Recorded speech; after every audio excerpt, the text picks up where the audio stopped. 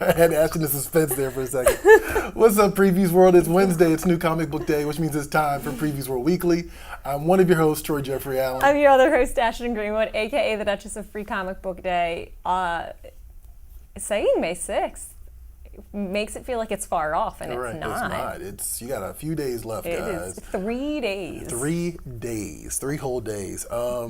Actually, you know what? We might as well use this opportunity to let people know some of the stuff that they can expect from us on Free Comic Book Day specifically. Yeah. You want to talk a little bit about this live stream? I'm really excited about this.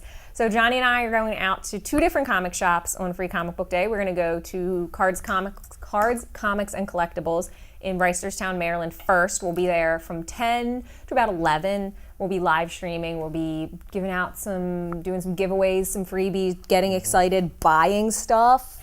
Cards, Comics, and Collectibles usually has a really, really great selection and sale on Free Comic Book Day. Johnny said yesterday that apparently they're doing half off trades and graphic novels. Okay.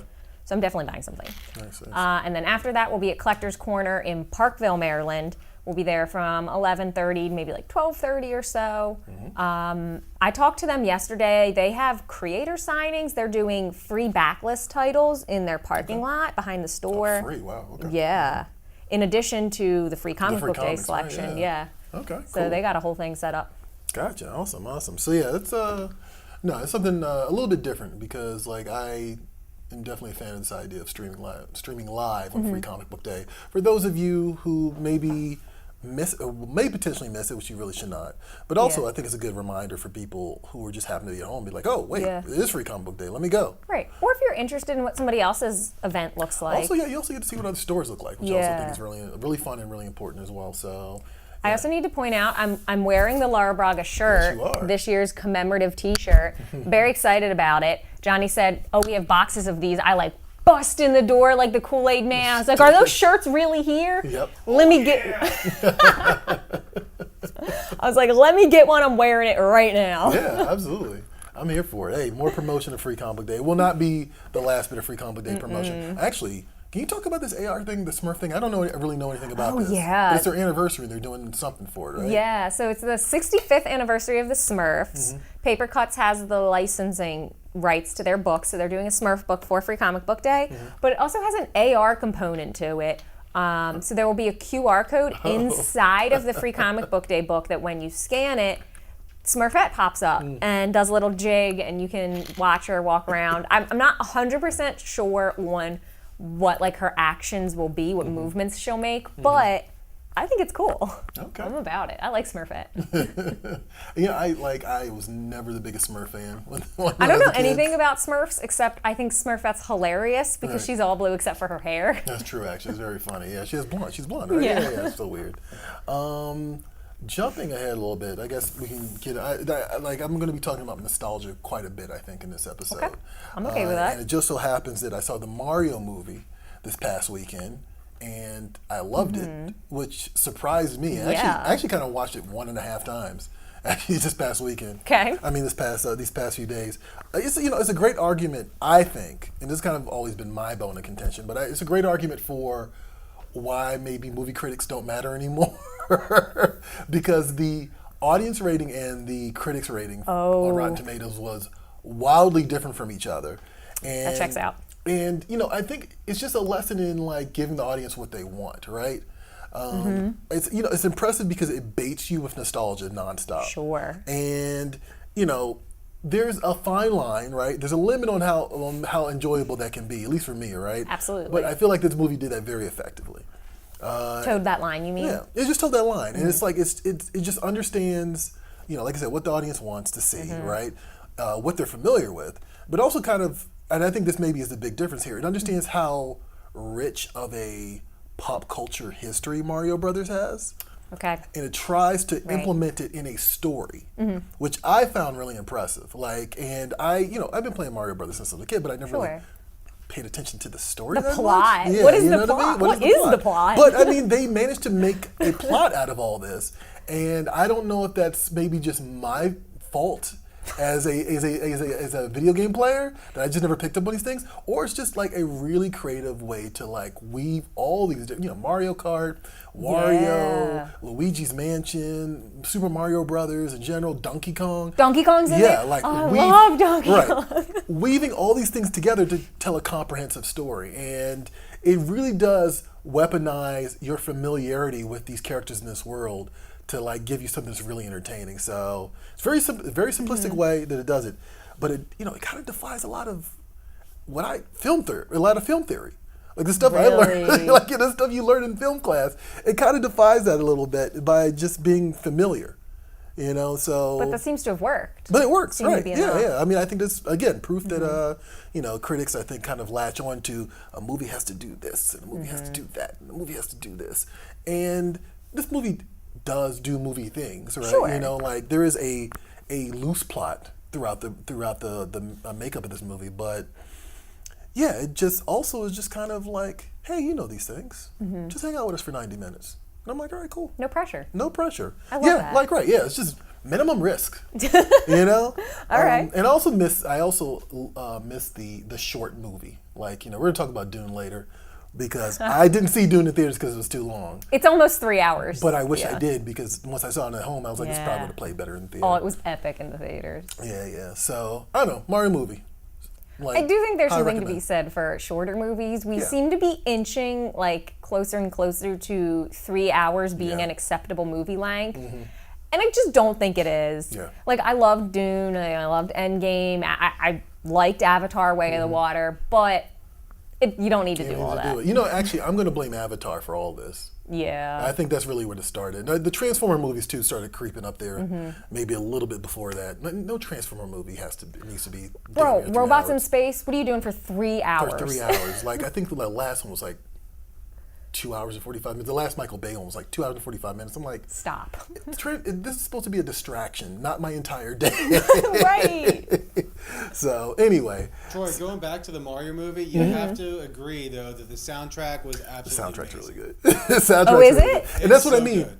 That's what I mean when it says it really plays with your familiarity. Wait, I have a question about the soundtrack. So my experience, with like Super Mario Bros. On like the Game Boy Color, the soundtrack has a lot to do with the levels you're on, and I always remember the Super Mario Brothers soundtrack giving me anxiety. Yeah, I mean, stressing me out. I mean, actually, it's funny you mentioned that. As soon as you said that, I was like, you know what? Because you're not playing it, maybe there's no real anxiety to it. Okay, you know fair. what I mean? But there are definitely tracks that legit I recall having to play through over and over again because you keep dying. You know what I mean? So the fire levels. Yes. Every Absolutely. single track from the fire levels are just burned into my brain. Right. Absolutely. There's a lot of that for sure. And it's impressive. Not to mention the Easter eggs. Like there's one part at the very beginning, you hear the Mario music as they're going down into like a dark cavern. Yeah. And in the background, you actually see a sign that says level 1-2, which is the level from Mario Brothers when that music would play. So the fact that they put that level of detail and like thought into it just kicked it up like 10 notches for me. No, absolutely. Actually, shout out to Brian Tyler, who actually, if I remember correctly, comes from video games, but has ended up being kind of like a movie score guy for like last couple. He did Fast and Furious actually.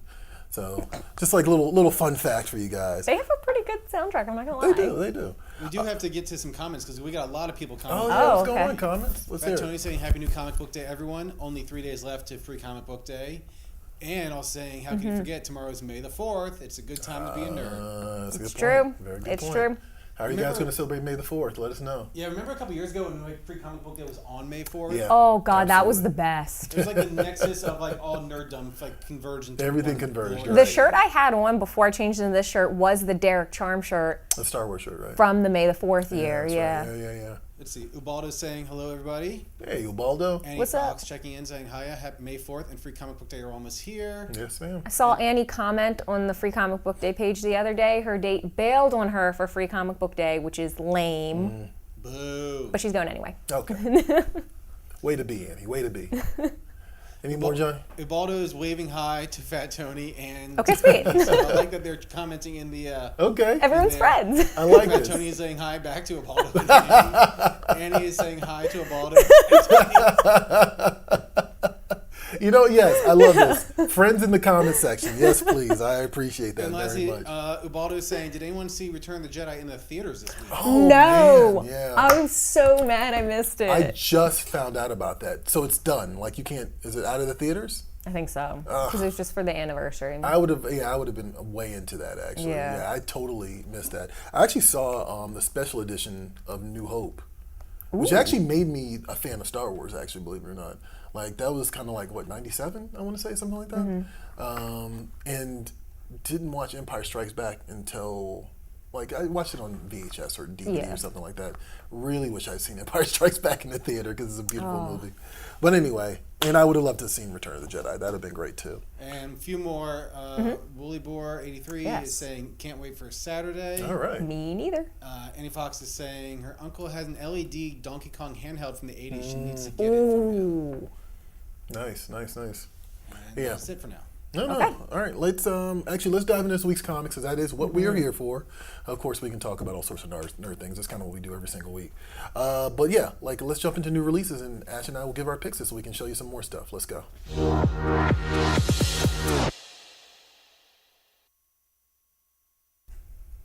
I feel like I went last week, so you want to go this week? I do want to go this week, actually. I was going to volunteer myself anyway because of what my pick is. I'm worried. My pick this week is Sentient from TKO Studios. It's by Jeff Lemire and Gabriel Walter Look. They need to stop. These two in particular? These two, Jeff Lemire needs to sit down. So, Could you elaborate, please? I'm curious about this now. he Where's this comes going? up with just the most bonkers concepts I've ever, wild things. Black Hammer is crazy. Whose brain comes up with those things? Fair. That's very fair. No, I'm like, what's the Ascender? Yeah. That's another one. He's also like, Yep. he's also one of those guys who just cranks out stuff. Like, it's kind of crazy how much stuff Yeah. he is able to put out, and all of it's like critically acclaimed. Right? Like, there's never Never been a dud. misses. But anyway, Sentient. Okay, so it's set in the future on the USS Montgomery, which is a colony in deep space. Oh, God. All right. And it's kind of managed by an AI little robot named Valerie. Uh-oh. But then a bunch of separatists attack this ship. They kill all of the adults on board. So it only leaves the children and the AI Valerie. And so now she's tasked with keeping the children alive, making sure they survive, and getting them to safety. And in doing that, her programming is kind of pushed to its limits and pushed to beyond what is like your traditional AI programming. And, you know, does she start to develop an emotional connection with these kids, and to what extent can robots have emotions? Oh, interesting. Okay. That makes me nervous. I also want to point out there's all kinds of cool back matter in this. There's first looks at the scripts like never before seen, concept art, character designs, which I love all that behind the scenes stuff. The cover here, I also wanted to point out the fact that they're petting this robot like a horse. Oh, so that actually is the robot. Yeah, Okay. makes me nervous in a different way.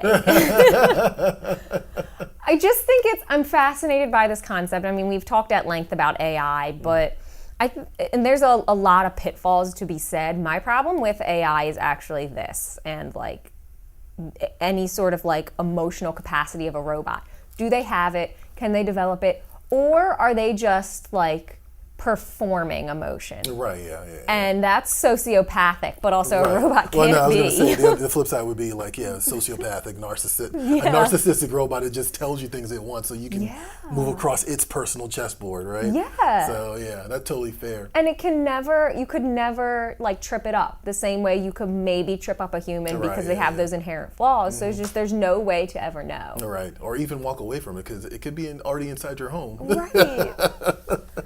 Yeah, no, we should have probably saved this for the end because this is going to be a whole tangent. I just wanted to point out, like, the last 3 days, I am impressed and also enlightened by the amount of concern from people about AI lately. Thank God. On Monday, Elon Musk was on Bill Maher's show and on CNN, and he talked about how he is actually very concerned about it. And I know that Elon is not a popular figure all the time. Doesn't Tesla make self-driving cars? They do make self-driving cars, but like, yeah, his concern was actually a little bit surprising, which was sort of like, oh, okay. He's been kind of outspoken about it lately, which I'm like, that's it. I mean, here's my thing, right? You may not like Elon Musk, right? Yeah. But the guy works with AI technology. Right. And if he's sitting there saying like, whoa, whoa, whoa, whoa. Maybe we should hit the brakes. Maybe we should hit the brakes. Then on top of that, Anna Mia posted something on her Facebook about people using deepfake technology and AI technology to create nudes of people online. Not cool. Which, I flippantly said, I already saw this coming. It was going to happen. Yeah, of course. Like it was destined to happen. Just the deepfake technology that's out now. Like I saw people putting Michael B. Jordan's head on like someone else's head. Spider-Man's body. Yeah, right. So I'm just like, of course this is going to be used for evil, right? There's literally, I'm kind of the mindset that there is no way to ethically introduce AI into society at large. Like, it's I don't not think so either. possible. And you know who else agrees with you? Jeffrey Hilton, godfather of AI, the quote-unquote godfather of AI, who bolted from Google recently. Nope. He walked away from Google because he wanted to speak out about AI technology, and he couldn't work at Google doing it at the same time. Now, Google's in full support of him doing this, actually, which I also find is kind of interesting. I don't know if that was a sarcastic, sure. No, I actually caught, who's the CEO of Alphabet? Man, I can't remember his name, but he was on 60 Minutes last weekend talking about AI and the kind of extent of it and the way Google's pursuing it and the pitfalls of it. And he seemed to be, very forthright about the pitfalls. So I'm sure that they are supportive in him speaking out. I do have to say, if this is someone, the godfather of AI is someone who is worried about the path we're taking, everybody needs to be alarmed. I mean, those are three, I think those are three alarming examples. Yes. Like, I think people in the technology, also Bill Gates is on that. Oh, God. Bill Gates is one of the people who's also like, hold up, right. Again, these guys see the technology. They see where it's going. Like, again, you might not love Bill Gates, but if these guys are saying, wait a second. If they're all saying the writing's on the wall, that's bad. We've gone too far. And it's also interesting too because the commonality between all these things, between Musk and Gates and Hinton, is they're all saying that it's the corporate use of these things that'll push it past the point where it'll be safe for humans. Really? Right. And also, find we were not even talking about comics anymore. I'm sorry, guys. I remember when this was a show about comics. I'm sorry. We're gonna get back to comics in a second.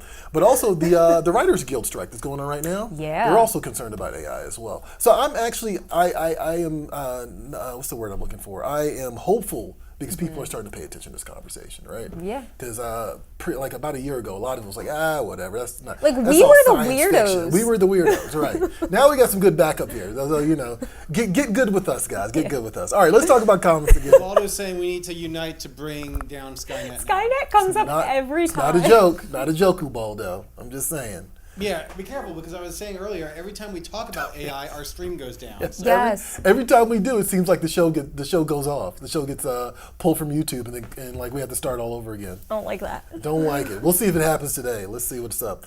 All right. Speaking of nostalgia bait, right? Circling back to the Mario Brothers conversation a little bit. My pick this week. It's not Mario Brothers, but it's Joe Fixit #5 from Marvel Comics.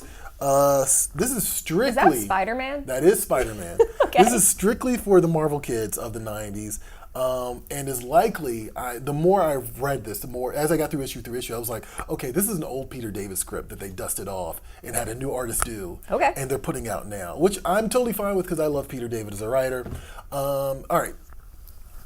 You ready for Troy Explains Superhero Comics? Oh, God, yes. All right, let's This go. is one of my favorite, fake segments. All right, so Joe Fixit, right? So originally, Stan Lee wanted the Hulk to be gray, right? Okay, yeah. Right. Doesn't this become a thing at some point? But so due to ink problems, the Hulk's color turned green in the first issue of the comic. Oh. Right. Okay. All right. Actually, no, I'm sorry, I said that backwards. He wanted the character to be green, and the character was gray in the first issue of the comic. Okay. And so what has happened was years later, writer Peter David found an in-continuity explanation for that. Ooh. Right. So, and this is kind of one of the reasons I love comics, is someone will always come back around and be like, no, that wasn't a mistake. Here's a continuity explanation for this, right? And so the explanation is kind of simple. Green Hulk and Gray Hulk are all aspects of Banner's dissociative disorder. Oh, I love that. Yeah. That's brilliant. It was a very clever concept. Yeah. And like, I've always enjoyed that. And I think later writers kind of implemented the idea that Gray Hulk in particular, and this ties into Joe Fixit, is a part of Banner's psyche that was like watching crime films at some point in time. Okay, I love that. Right. So the catch here is that Green Hulk is strongest, but dumb. Okay. And Gray Hulk is smarter, but not as strong. Ooh. Right. And so Joe Fixit is a persona that the Hulk took on. And I'm not going to be able to make fun. I'm not going to be able to make sense of this, but That's okay. he took on to become a mob enforcer in Las Vegas. Sure. And I don't remember why that was exactly. There doesn't need to be a reason. But it was like basically, I guess, him hiding in plain sight. And for some reason, no one put two and two together. This was the Hulk. Somehow that seems impossible, but let's do it. Yeah. But whatever. And so this was an alter ego that he took on to kind of hide from people that were looking for him, basically.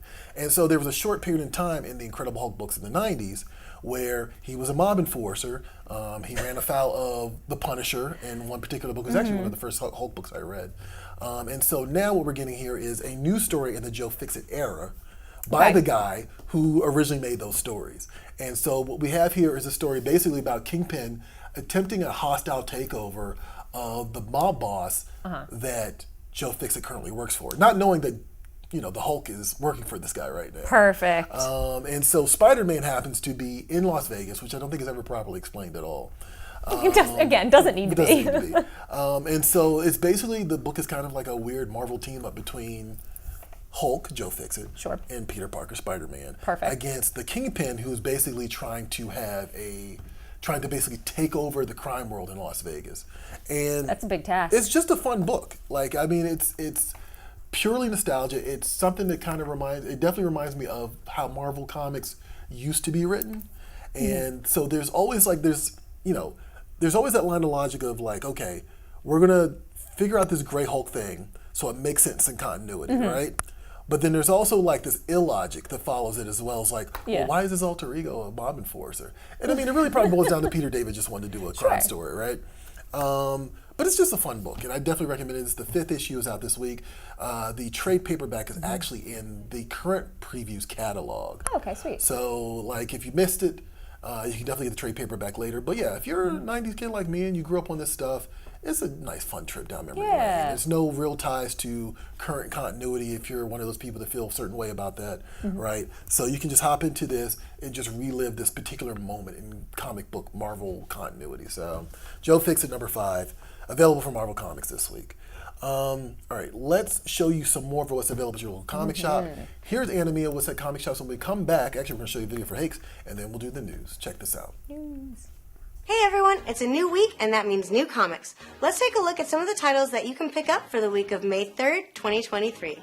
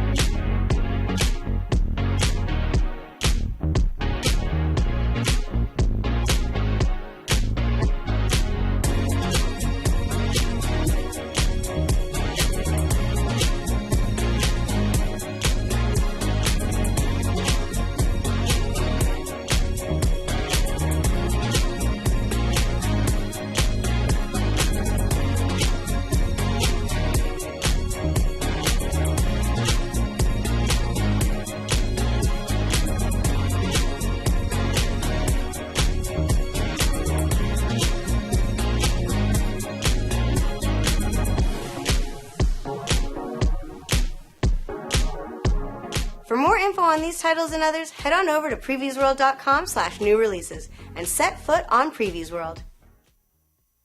Hakes is back with another amazing auction that is chock full of pop culture awesomeness. Here are just some of the incredible items that you can find over at Hakes.com.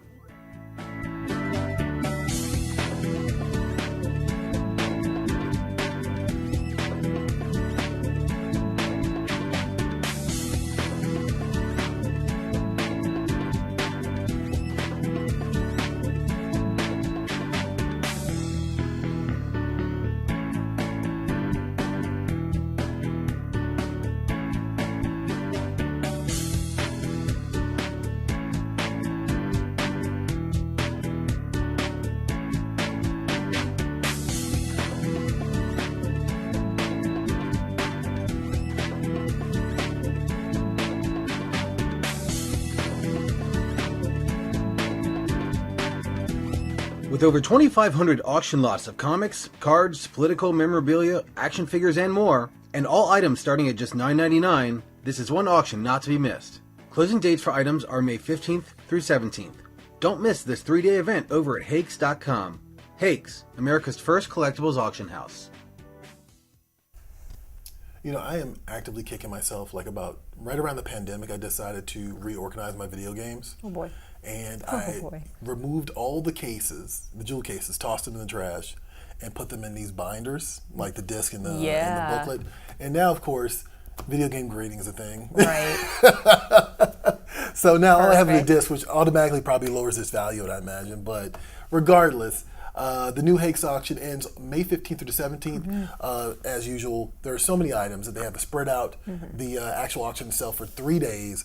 And so, therefore, definitely get on the bandwagon and start bidding now. Not everything's super expensive, but there are some key items that are insanely rare that you definitely want to get a hold of if you've got the money for it. Hey, look, just don't take a vacation this year. get that Transformers. Why not? Why the heck not? I mean, it feels like a bad argument. Okay, but maybe that's not the best argument. That said. Hakes definitely going down right now. Also, okay, look, DVDs also in the mix as well. But yeah, jump on it. Hakes.com, happening right now, ends May 15th through the 17th. All right. You know what?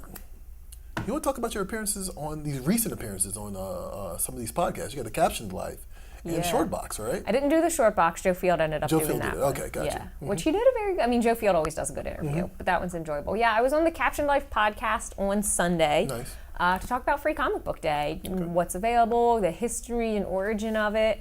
Cool. Not a lot of people know, and as Sean pointed it out, that Baskin-Robbins Free Scoop Night was kind of the framework for what became Free Comic Book Day. Yeah, you're absolutely right about that. I forgot about that, Yeah, so I just answered some questions, talked about some things people don't know. I want to say this again. I did say it on the podcast. Probably the number one thing people don't know about Free Comic Book Day is the shops do pay for those comics that they give out to you for free. So if you have the ability and you have a little extra spending cash, you should definitely buy something from your shop while you're there to support them, since they have to sink money into this event. Also, I want to mention that at the end of this podcast, there was a segment where we talked about what books we're reading. I did an entire monologue about Archie horror because I'm required to. Because you're on brand. Yeah, because I'm on brand. And Sean talked about how he's been really liking the Daredevil. I also talked about Sandman. Oh, okay. Nice. Because Sandman is a whole endeavor. It's 100%. It's slow going. Yeah. But he mentioned the Daredevil comics at one point in time and how he's been liking those, and I was like, I sort of know because of Troy. Because Troy talks about it at least every 3 weeks. Yeah, like the Hand, Captain America's lame, and the wife is back from the dead temporarily. Temporarily, yes, absolutely. Absolutely. Actually, I got to get caught up with the most recent issue. Actually, there's a new issue out this week. So, yeah. Shout out to Daredevil, absolutely. All right, let's dive into some news. Actually, you know what? Johnny, can you throw up the Caption Life one more time? Go watch that. It's only at 34 views. That's ridiculous. Go check it out. Find out some things about Archie Horror, Daredevil, Sandman, and of course Free Comic Book Day happening this week. So definitely check that out and subscribe and comment. Let them know that Previews World sent you. All right, let's get into some news. We've got some fun things this week. Here we go. Ash is going to take us into the world of news. News time. And we're all better for it. Yes. What's going on in the world of geekdom, Ashton? All right. First things first, Spawn invades Philadelphia. Image over here crossing over all of their things. So most recent arc of Philadelphia finished with Philadelphia number 30, which came out last week. Yeah. And it set up their next story arc, which is going to feature Spawn. So right now there's kind of the center plot point is this massive war between heaven and hell that's playing out in Philadelphia. And that war between heaven and hell kind of makes perfect sense for Spawn to get involved. Yeah, Like, of course he would be there. So this is going to kind of pivot the direction this story's going in. And I think it's interesting to point out that the artist on Philadelphia is Jason Sean Alexander, who had a really great run on Spawn from 2017 to 2020. So very familiar with the character, very familiar with the way he looks and moves and acts. So that'll work seamlessly. And you talked earlier about Jeff Lemire never stops working. Dude, Todd McFarlane doesn't sleep. Nope, he does not. He does not. He's one of the hardest working men in comics. Yup. I mean, it's kind of a foot race between him, Cullen Bunn, and Jeff Lemire, I kind of feel. Y'all need a vacation. Formerly Brian Michael Bendis, but he slowed it down a little bit. Man, oh man. But yeah, no, I'm actually really surprised to see this. I'm behind on Philadelphia, admittedly. I need to catch up on that and Nita Hawes, because those two books already are part of the same shared universe, written by Rodney Barnes. But yeah, that's really cool that they're doing that. Right. Actually. It's actually really fascinating that they're going to go in that direction with it, because Philadelphia kind of started off as a vampire book. Okay. And so now it's kind of gotten into the larger world of supernatural, which Spawn is definitely part of. So definitely check it out if you're a Spawn fan, and definitely check it out and get caught up if you're a Philadelphia fan or a Nita Hawes fan. For real. What else is going on in the world of nerddom? All right. DC announced their next line of Pride titles for this year, showcasing their ongoing legacy of LGBTQ plus characters, because they have a lot. So there's 3 things going on here, and I want to make sure I hit all 3. So the first is their annual Pride comic book anthology, DC Pride 2023 number 1. This has all new stories spotlighting all of the LGBT plus fan favorites. It's coming out May 30th, end of this month. 104 pages, prestige format, and it's going to have an introduction by Phil Jimenez. Awesome. Nice. That art is crazy. Second thing is the DC Book of Pride. So this is actually a collaboration between DC and DK, because it's a kind of encyclopedia type thing of all of the different LGBTQ plus characters that have been in DC stories over the years. And it's massive. And it looks awesome. And I loved the DK books when I was little, so probably the most excited of this one out of the 3. Nice. And then the third one is DC Pride Through the Years number 1. This is 3 history-making out-of-print comics that are collected in this special edition re-release of the out-of-print comics, I should say. 80 pages, cover art by Derek Charm, and it's coming out the 13th, June 13th, I should say, not May 13th. June 13th. It reprints Flash number 53, Detective Comics 854, and Supergirl 19. Okay, interesting. All right, I wonder what characters are featured in that necessarily, but okay. Interesting. How you feel about that? No, I mean, cool. I mean, it's, DC has been, I feel like they've been making it for a lost time in the last, 6 years with a lot of the Pride characters in general. So, yeah, it's cool that they're doing this, and I mean, this is kind of the culmination of a lot of stuff they've been doing in the comics the last several years, so go for it. Yeah. Yep. What's next? What's next? Well, you know what? Actually, I want to point this out because this is something I noticed that popped up in my feed recently. Mech Cadet U, right? Okay. Boom Studio series by Greg Pak and Takeshi Miyazawa. And it was a big hit about a few years ago. I feel like they've been doing little one-shots here and there since the original series wrapped up. But it just so happens that it's going to Netflix. Okay, sweet. Yeah, animated? It's going it's going to do an animated Netflix show. And it stars Daniel Day Kim and Ming-Na Wen. Daniel Day Kim is from, of course, Lost. Yeah. I know him primarily from Lost. That's the main thing I know him from. I know he's been on other things. Ming-Na Wen is from freaking everything at this point. She's been Chun-Li. She's been, she's on The Mandalorian. She's in Agents of S.H.I.E.L.D. She's Mulan. She's just done it all. Everything, yeah. And so, yeah, this is going to be cool. It's the series is set 50 years in the future after terrifying alien species attacked our planet, and follows teenager Stanford Yu, who works as a janitor at the Sky Corps Military Academy. This is a 10-episode series from Polygon Pictures, and who was responsible for Star Wars Resistance. I've never watched that actually before. Me neither. Love, Death, and Robots, which I loved. And the first episode of the series is an official selection of 2023's Annecy, I hope that's saying that right, International Animation Film Festival in the TV Films Competition category. So yeah, keep an eye out for that because that was one of the bigger hits of Boom Studios in the last few years. And just shout out to Greg Pak. Like, he's a genuinely nice guy. Yeah. It's kind of cool that he's getting something picked up. You mentioned that there's a book out. Yeah, I was going to say, it's Right. worth mentioning, if you want to wet your whistle and try it out, it is one of their free comic book day books, so you could grab it on Saturday, get yourself all excited. When does this show come out? That is not clear. I guess we're still in the early stages of this. All right, even though well, we saw a you can get poster. yourself real excited and whipped up about it through the comics. Well, you have time to read all the books. Yeah. So then when the show comes out, you'll be educated. How about that? Over the moon. Over the moon, exactly. The air date is August 10th. It was August 10th. Okay, so it is soon. All right, so you only got a few months, guys. Make it happen. That's right around the same time the next season of Heartstopper comes Oh, out. look at that. Yeah, so there you go. Like, hey, your local comic shop probably is having a graphic novel sale this weekend. Met Cadet U. How about that? Met Cadet U, Heartstopper. Heartstopper. Watch Also 'em all. Heartstopper. Why not? I will literally never miss my opportunity to plug that. I mean, or actually, I'll jump in here and say, or Berserker, or you can get all three. And which brings me to my next topic, right? I made myself very sad the other day. You know what I'm about to say already. I had a realization. I don't even know why I thought about this, but I realized I will never be as loved as Keanu Reeves. Very few people will. Like, let's just point that out. Why were you thinking I don't know. that? It just crossed my mind. I think it's because we just did an episode of the panel, which was focused on Berserker. Right. And then a couple of days went by, and then actually Harley from Boom posted a picture of her with Keanu Reeves, right? And then this popped up in my feed, this next news item, which is Keanu Reeves was doing a comic book signing of Berserker at a comic book shop in Los Angeles. And when he met face to face with this 9-year-old named Noah, and they had like what people have described as a heartwarming exchange. You can see some of the subtitles kind of explaining what was going on. I find it two things about this I love, right? Keanu Reeves is easily one of the more bankable stars in Hollywood right now. Oh, for right? sure. Easily. And I love the fact that he just went to a comic shop and did a comic book signing for Berserker.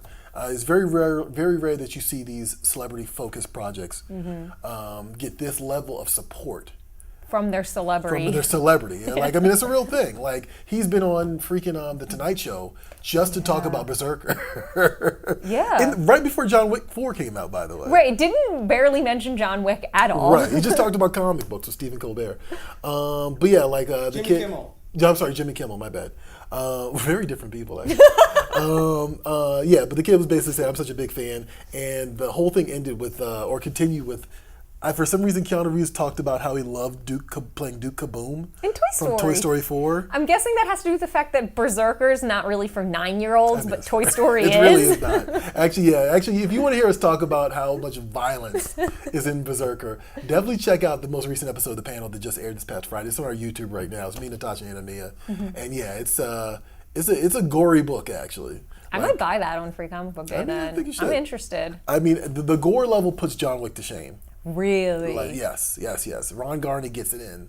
And the artist Ron Garney really goes for it. So definitely check that out at your local comic shop.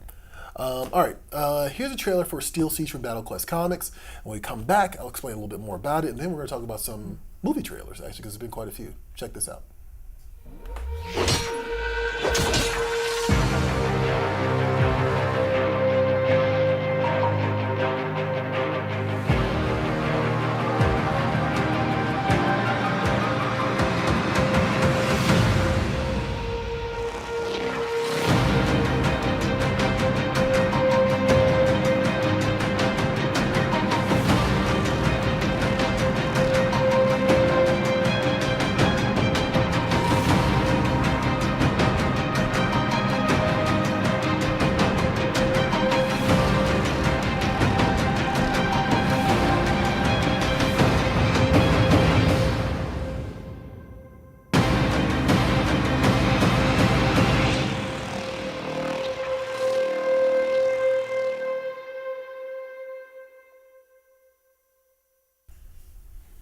No, actually, I really dig the artwork on this one because it's kind of perfect for a book about mechs. Yeah. Which I don't know if it's because I'm getting older or what, but I am a sucker for giant robot stuff right now. Oh, okay. Like, Pacific Rim kind of ignited something in me that I didn't realize I actually had. And Pacific Rim's a few years old now. Robot awakening. But my robot awakening, the good kind.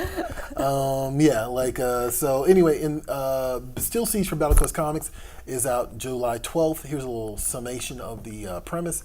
In a war-torn world, the Titan mechs of House Shora are on a rampage to annihilate their enemies in the last of the Generator cities. The only hope for peace is a bitter ex-soldier, Vulture, and a diplomat, Dove, see what you did there, who must get across a battlefield filled with hundreds of deadly machines that will stop at nothing to destroy them. It's going for $4.99. It's available pre-order right now from the previous catalog. Be sure to check it out. Like I said, July 12th is when it's dropping. Sweet. Speaking of trailers, let's talk about this. Real quick, before we get into trailers, let's do over a couple more comments. Yeah. What's going on, comments? Ubaldo is saying earlier about our free comic book day discussion. Yes, great point. The comic book shop pays for free comics, so please support your shop. Yes, Yeah. absolutely. Yes, absolutely. Do it. Jeezy Creasy is saying about Todd McFarlane, hardest working in comics and action figures. Yeah, That's McFarlane real Toys, fair. true. Stantastic 4 is saying, thanks for making me equally sad, Troy. Oh, sorry. I mean, at least you're not alone. My existence is pointless because I'm Right. not Keanu Reeves. Because you're not Keanu Reeves. You know, I mean, it happens. and I think Annie just has this to say about Keanu. Or Troy, maybe. I'm not sure which one it is. Please clarify. Maybe someone does love you as much as Keanu Oh, Reeves. thank you. Actually, I think maybe that was the point. Thank you very much, Annie. I appreciate it. All right, let's talk about your other favorite subject besides Archie and Heartstopper. There's no correlation between these things. None of my interests. Archie and Heartstopper, okay. Yeah, all right. I can kind of maybe see a little bit of a cross-pollination there. Yeah. But Dune is your other favorite thing in the world It right is. now. It is. It's not related. Finally, the trailer came out. That's kind of wild. I just thought about that. The first trailer was during the pandemic. Like, we were all locked in the house. Yeah, but that was for the first movie. Yeah, I mean the first movie, I'm sorry, it was during the pandemic. And we were all locked in the house. Yeah. Now, we're all out of the house coughing at each other, and now there's a new trailer. Thank God for both of those things. Good God, for part 2. There you go. That's our new benchmark, Dune movie. So, I did not actually get a chance to watch this, but I want your genuine reaction because you sold me on this movie last time. So. Yes. I'm so excited for this. Nice. It includes a lot. It mentions a lot of things in the trailer that I was A, very hopeful for, and B, not totally sure would get included from the book. So the one thing I was most hopeful for is the entire scene where he learns how to ride the worms, because in the book it's crazy. So I'm really glad that seems to get a lot of notoriety here. And then some of the other things I wasn't sure they would include. I don't want to bore you with the details, No, but that's cool. The high point here. I just explained Joe Fix-It to you for like a solid 10 minutes. We can talk Dune. Go for it. The esoteric points. Oh God, Austin Butler looks so good. Wow, hey. So yeah, it'll be adding Austin Butler to the cast as Fade Ralpha, who's played by Sting in the wacky David Lynch version from the 80s. Okay. And Florence Pugh is joining as Princess Right, yeah. Aurelian, who I'm already seeing more involved in the movie than she is in the book, and I'm sure that has a lot to do with Florence Pugh's star power. They want to leverage her appearance. But I think it looks really good. It looks like it's hitting a lot of the high points. You're going to get to see a lot more of the Fremen in part 2. He's going to, they'll give him his Fremen names. So like the Kwisatz Haderach is not really a Fremen name, but like he'll get all Usul and all of the other names he goes by, which is like my favorite part of the book, is him coming into his identity as kind of like this savior of the planet. And I don't want to say the people because that's not really what he's doing, but yeah. No, I mean, one of the things we talked about initially, like, I told you, we talked about this part of the show, I totally failed at reading the Dune book. I got maybe 6 chapters in, and I was like, I don't want to read this anymore. My fault. I'm sorry. I'm a bad nerd for doing that. I get it. It's a lot of work. It's a lot of world building up front. I was flipping through it the other day because I was talking to my mom about it, and literally no actual action starts, like, takes place until it's about 100 pages in. Right, First 100 pages is world building, character building, establishing all of the, like, political mumbo jumbo and what's going on with the Harkonnens and the Atreides and why everyone's beefing and who are the Bene Gesserits and why does that matter? And it's just 100 pages of basically setting the scene. Right. Exposition, which I mean is fine. Like, you know, it just didn't catch me at the time. Maybe if I tried it again, I might be into it. Yeah, I read it during lockdown. I had nothing else to do but get incredibly hyper fixated on this one book. I thought you had started it before lockdown. Wasn't it a little bit before? It was a little bit before, and then we went into lockdown. I was like, well, now I have nothing to do but just dive all in. Read the various It's also because there's all the appendices. That's part of the experience. Is like you can't just read the book for face value. You need to read the book and then like 6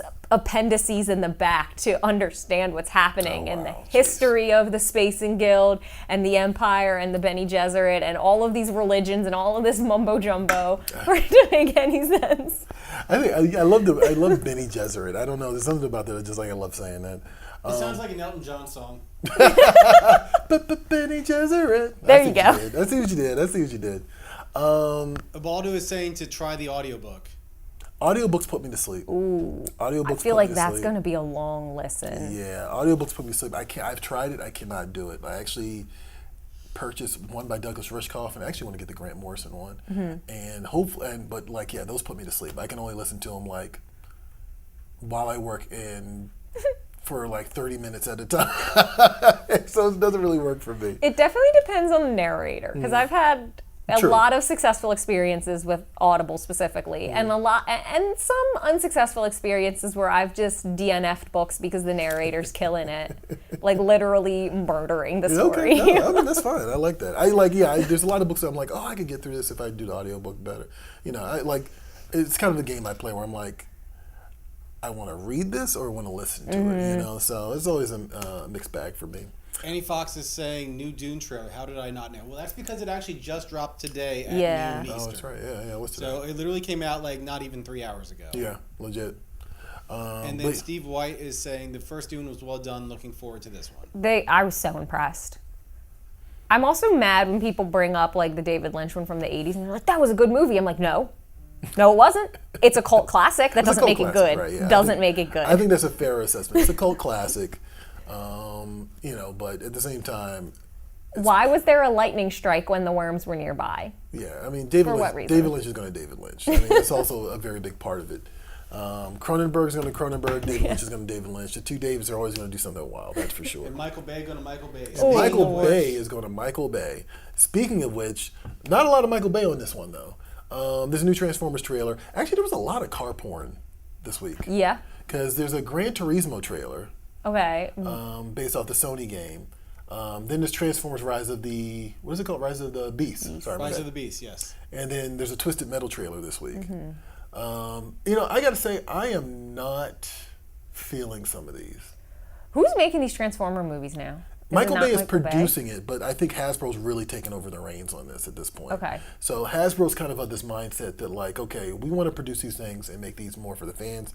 I think this is more, correct me if I'm wrong, Johnny, this is more of an extension of the Bumblebee series. I don't know. I've fallen off the Transformers movies because I just... There's been a lot of them, first of all. It's not a matter of them being a lot of them. It's just them being bad. Yeah, and they're also not that great. That's also true. Do you guys remember that conversation we had in one of the production meetings where we were trying to sort out which Transformer movie? We were just like saying a bunch of random things. Oh, yeah. Johnny's like, it sounds like we have dementia. I mean, yeah. Like, is it the one with the pyramids or the one with Josh Duhamel? Was Megan Fox in that one? Or, as someone recently reminded me, was it the one with the robot balls? Which was Revenge of the... Yes, Revenge of the Fallen. Was it Revenge of the Fallen? Actually, I'm not even sure. I couldn't... Is there a Mark Wahlberg situation, too? Mark Wahlberg takes over from Shia LaBeouf at one point, and I guess he did, like, 3 movies, I want to say, maybe? No, he did not do that many movies. I think he did, like, 3 movies, like, legit. I mean, the Transformers are getting so ridiculous, they're getting into Fast and the Furious territory. I mean, yeah. Oh my God. Or is Fast and the Furious getting into Transformers territory? I'm not even sure anymore. I saw a video over the weekend of someone going through all of the names of the Fast and the Furious movies and pointing out how their naming convention changes every single time. Oh, yeah, absolutely, 100%. Like they just mix it up any way that Vin Diesel sees fit. I mean, the Transformers movie, I think, and let me know in the comments if this is correct. This is not an extension of the Michael Bay franchise because that ended with the one about Merlin, because that's a thing. Isn't that from King Arthur? Yeah. So there was one. The last Mark Wahlberg one was about Merlin's dad. No, it wasn't. Yes, it was. No, it wasn't. Yes, it was, and it was damn near 3 hours. I did not watch that one. I just know that that's what it was. No. I was watching the Rise of the Beast trailer, and I believe it says in here at some point that this does supposedly take place in '94. Okay. But to see Unicron come up there. Also, yeah, there you go. Yeah. So yeah, I mean that's also part of this, right? Like I really do think this is part of the Bumblebee movie because like once they did the Bumblebee movie, which was after whatever the one was with Merlin's dad, they became more like Transformers proper. Okay. And it kind of shifts toward, and honestly, the fans were way more happy with the Bumblebee movie. Yeah, I remember it doing well. Yeah, and so that's what we're looking at now is like an extension of those stories. So I'm not sure if they even relate to the Michael Bay movies anymore, but I know Transformers fans might be happy. Again, you're getting Beast Wars and Unicron in one movie, right? Yeah. Yeah, so that's kind of fun. I have friends who love it. I'm just kind of like, I just said I love giant robots, right? Yeah, not these giant robots. I mean, Transformers look very cool. Yes. And if I could get one of those, there's a die-cast one that's out from D4 Toys this week. Ooh. I would buy that in a heartbeat if it wasn't like $400. I was going to ask you how much it cost, yeah. It's an Optimus Prime. Twisted Metal is another one that's out this week. Look, I'm going to say it. It's another stupid TV show on another stupid streaming platform based off of I don't even know what this is. Based off a stupid video game during the early PlayStation days. Like, I just don't. This does not make sense to me at all. And for some reason, Anthony Mackie's in it, even though the main character was like this juggalo character that lived in an ice cream truck or something like that. Sweet Tooth? Yeah, Sweet Tooth. There you go. This might be an exceptionally hot take, and it might be too far, so please tell me if it is, because sometimes I don't know where the line is. Okay, yeah. I feel like we're approaching a place where Hollywood is just raping nerd culture for money. Yes, I agree. Well, it's going to get really bad because I really do think what's going to happen, people have been talking about this WGA strike, right? Mm-hmm. And I think it's going to get really bad. Bye, Annie. See you, Annie. I think it's going to get really bad over the next several months, depending on how long this strike goes on. Yeah. Because what's probably going to happen, I imagine, is they're going to just start grabbing IPs that are already pre-existing, right? And they're going to start making things potentially with AI technology, scripting. Have you ever asked ChatGPT to write you something though? I know people who have. It needs a lot of editing. Yeah, I imagine so. And but you know what? That's I'm sure some executive will be like, here, take this. I'm trying to think of something totally random here. Take this. I don't know what. Mad Balls versus Garbage Pail Kids. That's actually a perfect example. That's a great example. Mad Balls versus Garbage Pail Kids concept, and feed it to, I don't know, ChatGPT, spit it out, and you know what? If it doesn't make sense, we'll make it make sense in editing. I could totally see that happen. Totally see that happening. Unfortunately, so can I. Yeah, right. So I think we're probably past that point, like you said. Mm-hmm. Yeah, it's here. It's a thing. It's going on. I hate it. Look, if you love Twisted Metal, I remember liking it when I was a kid, like when I was like a teenager and the games came out, but I just don't see the point of making a TV show out, especially a TV show. Why? Enough with the TV shows. That's another gripe of mine. Yeah. Like, I started watching Beef with Ali Wong. Yeah. And I was way into the concept of it. And then I realized, wait, is this a TV show? I thought it was a movie. I don't want to watch a TV show. Yeah, you're committed for 10 hours of content. Right, for 10 hours. I just wanted to watch something funny for 2 hours. Yeah. That's all I wanted. So, anyway, that's another comment. We got some more comments online. We got comments. What's going on? Santas4 saying he just ends up getting lost in Dune lore until he forgets why he started looking in the first place. It is a massive rabbit hole. There you go. Ashton will tell you. She warned you. Also says Twisted Metal thing seems too far-fetched. I don't know how you turn that game into a TV. Also, why do you need to? Why do you need to? Didn't they do like a Need for Speed movie with Aaron Paul from Breaking Bad? Hey, Yes. hold on. The Need for Speed movie was not bad. Wasn't great. But it wasn't bad. Okay. Well, they've also turned Rock'em Sock'em Robots into a movie. They're doing Hungry Yeah, Hungry was that Hippos. Real Hugh Steel. Jackman. Yeah, Real Steel. Pretty much. They're doing what? They're doing Hungry Hungry They're doing Hippos. Hungry Hungry Hippos. Like, yeah, it's The ball is saying Transformers. What's that? Never heard of them. never heard of them. Comic book Drip Doggy saying Beast Wars looks fire. Okay, nice. Drip Doggy. Hilarious. I've never seen that name before though. Welcome to the show. No, that's a new one. Thanks. Fantastic Four saying he'll beat us all in Twisted Metal though. I believe that. Okay, respect. I have no recollection of this game. It's like combat cars. Like, it's just like, yeah. I don't know. Sure. And then Stan also brings up a good point. Wonder how much AI usage is factoring into the strikes in Hollywood. Yep, that's what we were just talking about. Chicken or egg. It's just exactly what we're talking about. Oh, no, I mean, that's 100% a thing. Like, yeah, the part of the strike is, the advent of AI, AI's impact on writers in the Writers Guild of America. All right, let's jump into asinine arguments. Because we're all over the place, even though we've done a couple of asinine arguments. At this point. Yeah. This entire episode is an asinine That's argument. okay. We're like, if you guys aren't used to this show by now, just know that that's what we do. We just kind of go off on tangents, and hopefully you're along for the ride as well. But yeah, let's do it. Asinine arguments time. This should be fun.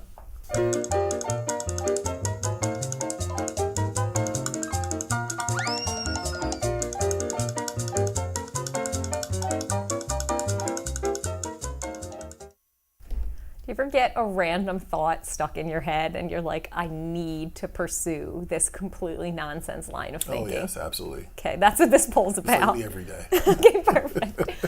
So I started thinking about like how if you're a superhero and you're in a super suit and you're fighting, probably just seals in all the juices. So I thought about that too. okay, perfect.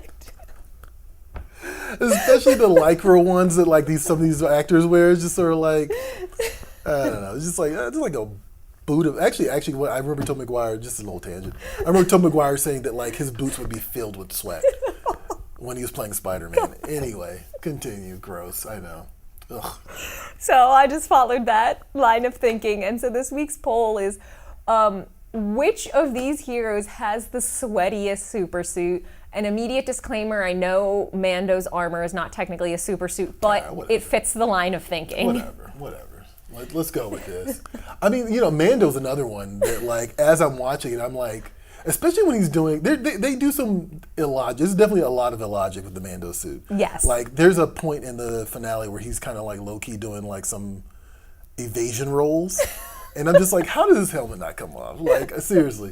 So I've been very concerned for Mando in general, like in terms of like, how did he not? They're in the was it Tatooine, right? It's not Tatooine that they're on in the most recent season, is it? No, last season when they were in Most Pelos, though, that's on Tatooine. Yeah. But I'm like, it's hot there. Like, you know what I mean? Also, he should have sunk like a rock in the waters of Mandalore. He should have. That's absolutely true. You're in like how many pounds of Beskar armor and you're just swimming along. Right. And I mean, Beskar's so like formidable. Like, you know what I mean? Right. Like, it has to be heavy. It has to make you like sweat. Anyway, if we're talking about comic book Spider-Man, I'm gonna say his costume's kind of like a footy pajama. So out here in a onesie. Yeah, he's basically in a onesie. I mean, that's kind of part of it. I imagine just because Batman apparently can do anything, Batman's got some sort of cooling unit in his costume. Lame. Spawn, his costume is powered by hell. So I'd imagine that by now it does not matter whether or not he is hot. It's just constant state. just of a constant state fire. of on fire. Exactly. My problem with Batman though is the cowl. Like I feel like the forehead sweat would be a real issue, and then like you sweating a lot from your forehead, then it's in your eyes. You're right. Yeah. That's a very true. problem. Yeah. No, the Michael Keaton costume always looked kind of like, oof, that's a rough one. Interesting. Yeah, there's a lot of when they translate these things to live action, a lot of the stuff looks like a sort of rubber or Kevlar or something like that. Yeah, like the Captain America suit looks real sweaty. Yeah. So I'd only imagine I've heard so many stories of actors like having to get hosed down and fanned off in between takes. So it's a real thing. Johnny, where are you on this? I'm saying Mando. That's my main concern. I'm concerned for Mando, for Din Djarin. All right, so Spider-Man swinging through the city. He's got Breeze. He's got Breeze, right? All right. Cooling off. Right there makes me want to eliminate him. Right, yeah. Spawn's costume or outfit whatever is a symbiote, so he can basically That's true, yeah. relieve the sweat or whatever, at Will's thoughts. So that just kind of leaves Batman and Mando for me. Now, someone did say here later on that Mando wears a lot of metal, so that combined with the heat. Ooh, cooking yourself. Cooking yourself. So that brings up a good point. But Batman also, to your point, Troy, the Michael Keaton suit from the first Batman in '89. I mean, he couldn't even turn his head. Right. It's just one big, huge, rubbery bodysuit. So that being black, also, it's not out in the sun, so it's not going to attract it from that. But there's no place for that heat to escape other than the face and the eye hole. Right. The eye holes. Everything else is completely covered. So for me, it boils down to Batman or Mando. But I think because of the conditions that Mando was typically in for a lot of the seasons, he's in a hot planet. It does look like Tatooine, but wherever he's at, Yeah. say him. Right. Wherever Talking about Navarro? wherever Apollo Creed is, yeah. Where Well, where was grief he? cargo? I mean, you know what I'm talking about. Yes, Carl I Weathers, do. Carl Weathers, yeah. He was getting the Mudhorn egg. Where wasn't that Tatooine in some? Because he was in Mos Espa at one point. Yeah, he was. He's been, I guess it's been a couple. I've sand lost planets. track of what the question It's been is. it's been a couple of sand planets actually. So, I say either Batman or Mandalorian, but who do you say? Oh, I'm picking. We're gonna do a consensus here. Oh. Actually, we haven't even put off. Let's see what the people on the Yeah. What are you guys saying? comic book Drip Doggy, which is actually a good name for this conversation. Trip Talk. Definitely Amanda. Valid. Let's see. Considering that Spider-Man started as a teenager with all the Yikes. A lot of Teenagers smell. hormone sweat. Right. Weird hormone sweat. Yeah, you're right about that. That's rough. same type of forcing what I said. He gets a cool from Yeah. flying or from swimming through the city. Batman's face is partially exposed. I don't feel like that helps But that not that much, much. Not that much. And comic book Drip Doggy losing forehead weight too much. Okay, so Ashton, you gotta be the deal breaker here. We're both saying Mando. I think Mando. I think Mando. Mando? Okay. Mando. Most people say Spider-Man though. Oh, really? Oh. Interesting. But I can see maybe why, because of the fact that he has his body completely covered. Yeah. So there is no really place for the heat to escape. But depending on what kind of fabric he's using. I really do think Spawn's body is just on fire all the time. Constantly. I know it's a living suit, but wasn't the deal is he was kind of being punished. Yeah. So I'm gonna say I really do think he's just sweat has no meaning to him It's anymore. lost all effect. Right. It's always sweaty in here. All right, so let's jump over to Comic Shop Shoutout, which there is no Comic Shop Shoutout. true. But So for this week's Comic Shop shout out, we want to remind you to go to your local comic book shop, whatever that is, for Free Comic Book Day on Saturday. Celebrate, pick up free comics, support your shop if you have the means to purchase something. I'm sure they would love that. And in lieu of the Comic Shop shout out we usually show during the credits roll, we're going to play our What is Free Comic Book Day video, since if you don't know, by my obnoxious explaining for the better part of 3 months, you'll know by the end of this video.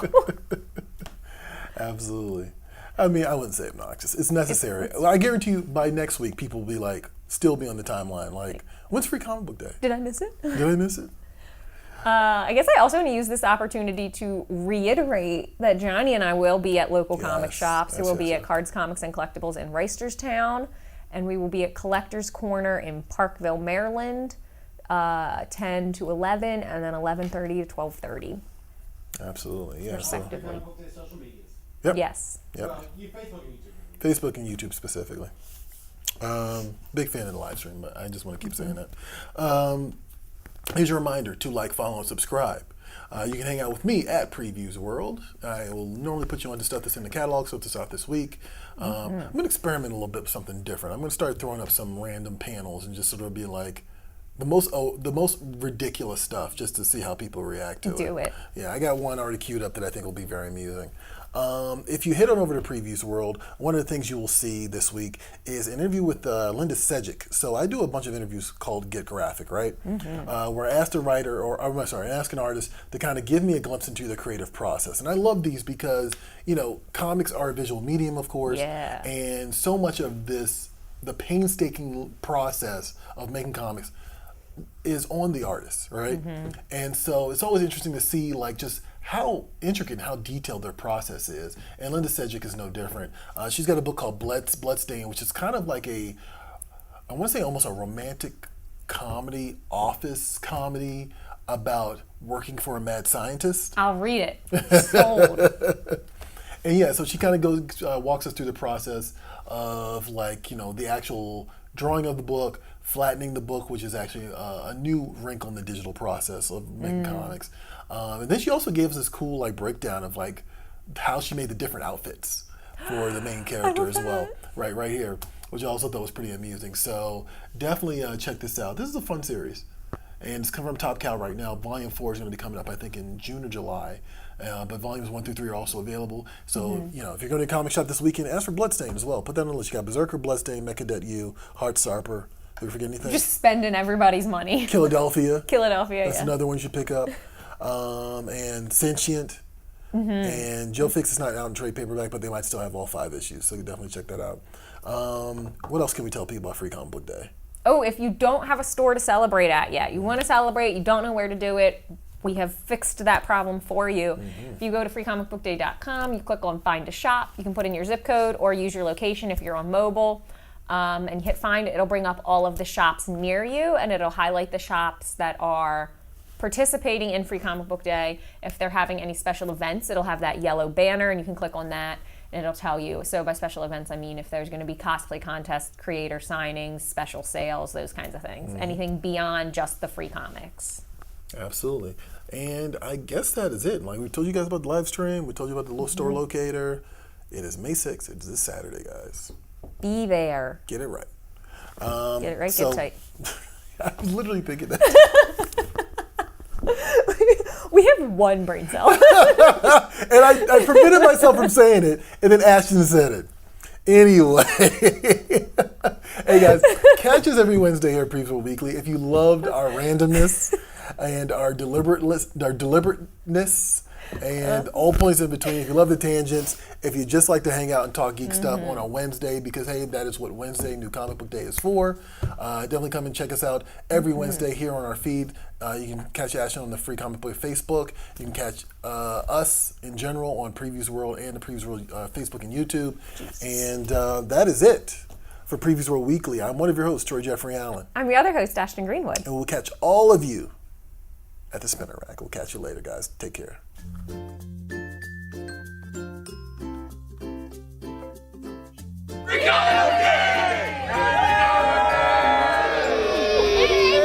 Every year, the first Saturday in May, the entire industry, retailers all across the fruited plain, hold what is called Free Comic Book Day.